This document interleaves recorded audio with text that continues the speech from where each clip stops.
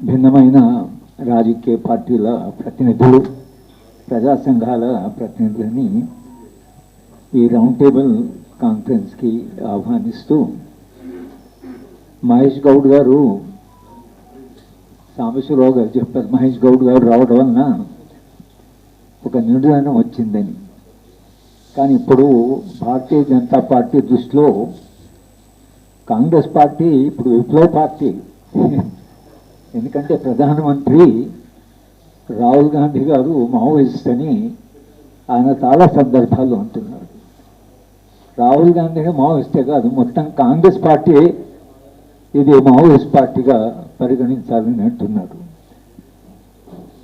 అంటే ఈ దేశంలో మావోయిస్ట్ పార్టీని ఏం చేసినా పర్వాలేదు, పట్టుకొని చంపినా పర్వాలేదు, రాజ్యాంగ విలువలు, చట్టబద్ధ పాలన, ఒక ప్రజాస్వామ్య వ్యవస్థ, ఈ ఉన్నతమైన విలువలు ఇవాళ పరీక్షకు నిలబడ్డాయి. ఉంటాయా? ఈ విలువలు ఉండవా?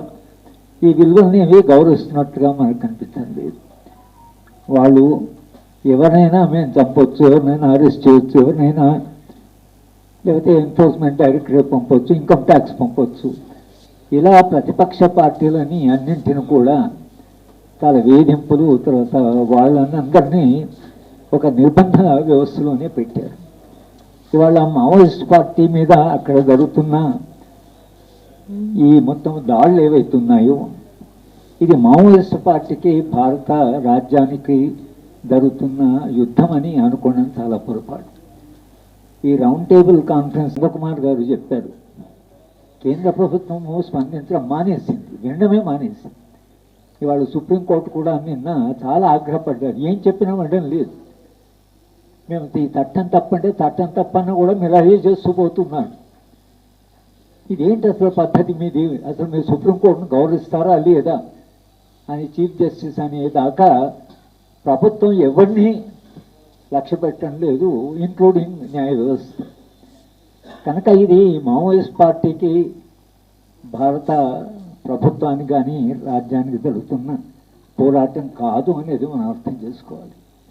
ఇప్పుడు అలా కనిపించిన రాజ్య స్వభావంలో ఒక్కసారి దాని అదుపు తప్పి, ఏ ప్రమాణాలు లేకుండా, ఏ చట్టబద్ధ పాలన గౌరవం లేనప్పుడు అది అక్కడ ఆగకుండా పౌర సమాజం దాకా వస్తుంది, ప్రతిపక్ష పార్టీల దాకా వస్తుంది. అది దానికి ఒక్కసారి రాజ్యానికి అట్లా అలవాటు పడితే ఇక రాజ్యాన్ని కాపాడడం, రాజ్యాన్ని రక్షించడం చాలా కష్టం. రాజ్యాన్ని మనం నియంత్రించలేము. ఈ పరిస్థితికి మనం చాలా దగ్గరగా ఉన్నాం. అందుకని వాళ్ళ మావోయిస్ట్ పార్టీకి లేదా బస్తర్లో జరుగుతున్నటువంటి సంఘటనలకి సమాజము స్పందించకపోతే, మీరు చట్టబద్ధంగా నడుచుకోండి, రాజ్యాంగం ప్రకారం నడుచుకోండి అని సమాజం ఒకళ్ళు చెప్పలేకపోతే అది సమాజం దాకా వస్తుంది. సమాజంలో అది ఎవరి మీద పడుతుందో తెలియనటువంటి ఒక పరిస్థితి తప్పకుండా ఈ దేశంలో వచ్చే ప్రమాదం ఉంది. దేశం ఒక భయానకమైన వాతావరణంలో ఉంది. జనం భయం గుప్పిట్లో ఉన్నారు. ఈ భయం నుంచి సమాజం బయటపడకపోతే రేపు భారత సమాజంలో ఈ మాత్రమైనా ప్రజాస్వామ్యం నిలుస్తుందా లేదా అనేటువంటి ఆందోళన ఉన్న వాళ్ళలో పౌర హక్కుల సంఘాలు కూడా చాలా ఆందోళనలు ఉన్నాయి. ఏం జరగబోతుంది, హక్కులు అనేవి ఉంటావా ఉండవా అనేటువంటి ప్రశ్న ఒకటి జరుగుతుంది. రెండవది, ఈ అభివృద్ధి నమూనా ఏదైతే ఇవాళ కేంద్ర ప్రభుత్వాన్ని నడిపిస్తున్నదో ఆ అభివృద్ధి నమూనాకి మానవత్వం కానీ, మానవీయత కానీ, ప్రమాణాలు కానీ, విలువలు కానీ ఆ అభివృద్ధి నమూనాకు లేవు. స్టిగ్లిట్జ్ అనేటువంటి నోబెల్ లారెట్ తన పుస్తకంలో స్పష్టంగా ఈ అభివృద్ధి నమూనా ఇది రూట్లెస్, దీనికి వేళ్ళు లేవు, దీనికి పునాదులు లేవు, ఇట్ ఇస్ రూట్లెస్ లైన్, ఇది నిర్దాక్షిణ్యమైన అమానవీయమైనటువంటి మోడల్. అలాగే జాబ్లెస్, ఇది ఉద్యోగాలను సృష్టించకుండా నిరుద్యోగాలను సృష్టించేటువంటి అభివృద్ధి నమూనా. ఈ అభివృద్ధి నమూనాను పట్టుకొని కేంద్ర ప్రభుత్వము చాలా ముందుకు వెళ్ళాలి, దాన్ని ఎంత త్వరగా వీలైతే అంత త్వరగా దాన్ని అమలు చేయాలి అనేటువంటి ఈ ఆతృత తొందర ఏదైతుందో అదే ఇవాళ కేంద్ర ప్రభుత్వం చేత ఇంత దాడులు చేయిస్తున్నది. దాని వెనుక కార్పొరేట్ శక్తులు ఉన్నాయి. అమిత్ షా గారు ఒక ముహూర్తం పెట్టడానికి కారణం ఏంటంటే ఆయన పెట్టిన ముహూర్తం కాదు, కార్పొరేట్లకు వీళ్ళు ప్రామిస్ చేశారు మార్చి లోపల ఆదివాసీ ప్రాంతాల్లో ఉండే వనరులు ఏవైతున్నాయో కానీ మీకు అప్పచెప్తాం. అందుకని ఛత్తీస్గఢ్ ముఖ్యమంత్రి గారు ఎకనామిక్ టైమ్స్లో ఇంటర్వ్యూ ఇస్తూ ఈ అభివృద్ధి చాలా వేగంగా జరగాలి, తర్వాత ఈ ఖనిజాలను మేము కార్పొరేట్లకు అప్పచెప్పాలి, చెట్లు అడ్డం వచ్చినా మనుషులు అడ్డం వచ్చినా తొలగిస్తాం. 2,25,000 చెట్లను కూలగొట్టాలి. ఇప్పుడు బస్తాలు 1,20,000 చెట్లు వాళ్ళు మహారాష్ట్రలో కూలగొట్టాలి. అంటే ఒక 3 లక్షల 4 లక్షల చెట్లను కూలగొట్టడము అంటే వాతావరణం వాళ్ళు ప్రపంచవ్యాప్తంగా జరుగుతున్న వాతావరణం గురించి కానీ మనం వాతావరణాన్ని కాపాడుకోవాలి, ఈ ప్లానెట్ను కాపాడుకోవాలి అనేటువంటి చిత్తశుద్ధి కానీ కనీసం అవగాహన కానీ లేకుండా ఇవాళ ప్రకృతిని మనిషిని విధ్వంసం చేస్తున్నటువంటి ఒక పరిస్థితి వాళ్ళ నెలకొన్నది. కనుక ఈ అభివృద్ధి నమూనా ద్వారా పోనీ ఆదివాసీలు వాళ్ళకి ఏమైనా ప్రయోజనం ఉందా? ఈ అభివృద్ధి నమూనాలో వాళ్ళు భాగస్వాముల వాళ్ళు 200 ఏళ్ళ నుంచి పోరాటాలు చేసి సాధించుకున్న హక్కుల సంగతి ఏమిటి? మన షెడ్యూల్ 5 ఏమైంది, షెడ్యూల్ 6 ఏమైంది, SC/ST అట్రాసిటీ యాక్ట్ ఏమైంది, పీసా ఏమైంది, 1/70 ఏమైంది, ఫారెస్ట్ రైట్స్ యాక్ట్ ఏమైంది, 2006లో వచ్చింది. ఈ చట్టాలన్నీ ఎందుకు వచ్చాయి?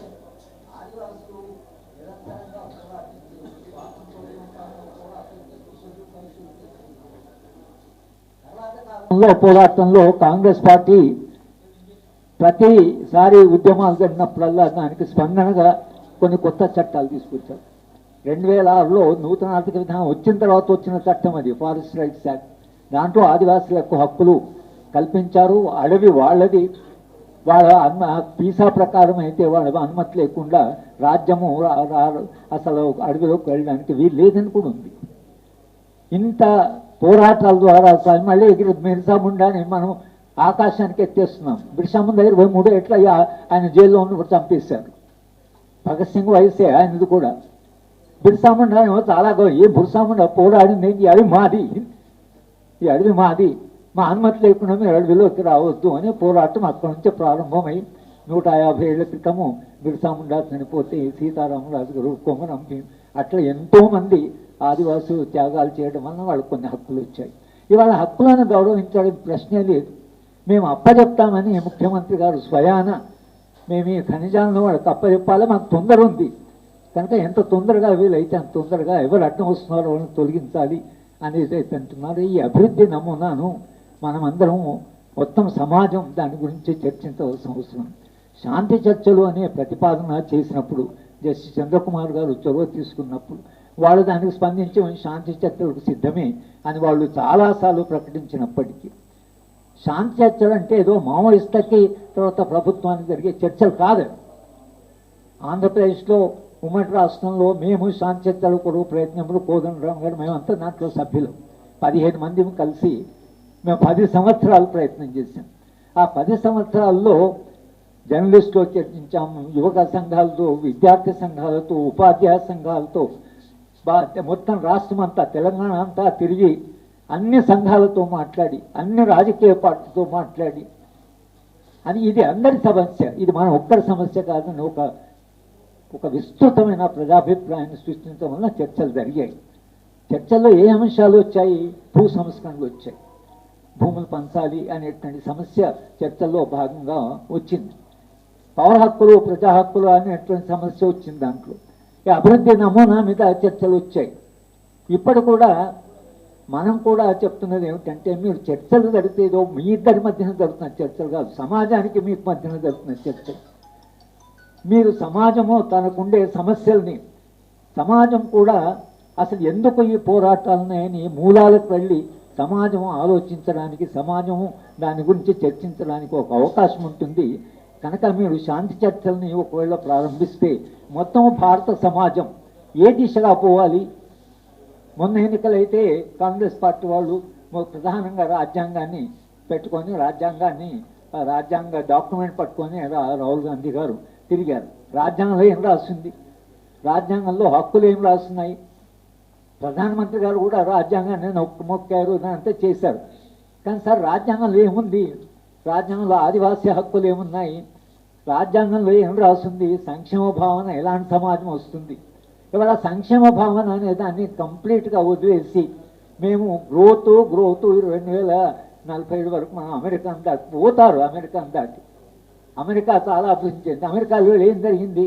మమ్దాని అనేటువంటి ఆయన సోషలిస్ట్ తీసుకొని న్యూయార్క్లో గెలిచాడు. మీరు ఎప్పుడైనా సమాజంలో సామాజిక న్యాయం అనేది సమాజం నడిపిస్తుంది, కానీ వృద్ధి అనేటువంటిది అవుతుందో అది అవసరం కావచ్చు, కానీ దాంట్లో సామాజిక న్యాయం లేకపోతే సమాజం ఎప్పుడో ఒకసారి ఈ మౌలిక ప్రశ్న అడుగుతుంది. ఇవాళ మనం కూడా రౌండ్ టేబుల్ కాన్ఫరెన్స్లో ప్రభుత్వానికి కానీ ప్రజలకు కానీ పౌర సమాజానికి చెప్తున్నాయంటే స్పందించండి, ప్రశ్నలు అడగండి. ఈ అభివృద్ధి నమూనా వచ్చే ఉద్యోగాలు వస్తాయా? నిరుద్యోగం పోతుందా? పేదరికం పోతుందా? అసమానతలు తగ్గుతాయా? లేక మీరు హింస ద్వారానే ఎక్కడ ఉద్యోగం జరిగినా ఆ ఉద్యమాన్ని అణిచివేస్తారా? అణిచివేయడం మార్గమా? లేక మీరు శాంతియుతంగా మొత్తం విధానాన్ని మార్చి సమాజాన్ని మరింత మానవీయ సమాజంగా మీకు మార్క్స్ స్పష్టంగా ఒక మాట చెప్పాడు. మానవాళి అంతిమంగా రెండే ప్రత్యామ్నాయాలు. ఒకటి ఆయన చెప్పింది సోషలిజం, లేకపోతే బార్బరిజం. బార్బరిజం అంటే అమానుషమైనటువంటి సమాజం, లేదా ఒక శాంతియుతమైన సమాజం. ఇవి రెండే మానవాళికి మిగులుతాయన్నారు. మమ్దానిని మన దాంతో చూడాలి. అంతిమంగా మిగిలేది ఒక సామాజిక న్యాయంతో కూడిన ఒక మానవీయ సమాజం. మనం దానికి లింక్ మాత్రమే. ఫ్యూచర్ జనరేషన్ చాలా ఉంటాయి. ఇవాళ ఒక ఉద్యమాన్ని అణచివేస్తాం, మేము చంపేస్తాం, పట్టుకొని చంపుతాం మీరు అనొచ్చు, కానీ సమస్యల సంగతి ఏమిటి? ఏ సమస్యలు అయితే ఉద్యమాలకు దారితీసో ఆ సమస్యలను ముట్టుకోకుండా మీరు పైన జరిగే ఉద్యమాలను మేము అణచివేస్తామంటే, సమస్యలు ఉన్నంతకాలము రేవంత్ రెడ్డి గారిని కలిసిన ఆయన ఆ మాట అన్నాడు, సమస్యలు ఉన్నంతకాలం ఏదో ఒక ఉద్యమం ఉంటుంది సార్ అన్నాడు. కనుక సమస్యలు ఉన్నంతకాలం ఉద్యమాలు, పోరాటాలు భిన్న రూపాల్లో ఉంటాయి. వామపక్ష పార్టీలు ఒక సోషలిస్టు భావజాలాన్ని నమ్ముకున్న వాళ్ళుగా, దాంట్లో విశ్వాసం ఉన్న వాళ్ళుగా మనం ఎలాంటి సమాజం కోరుకుంటున్నామో, ఇవాళ జరుగుతున్న సంఘటనలు పెట్టిందో ఆ దృష్ట్యాన్ని చూసి మనం స్పందించవలసిన అవసరం ఉంది.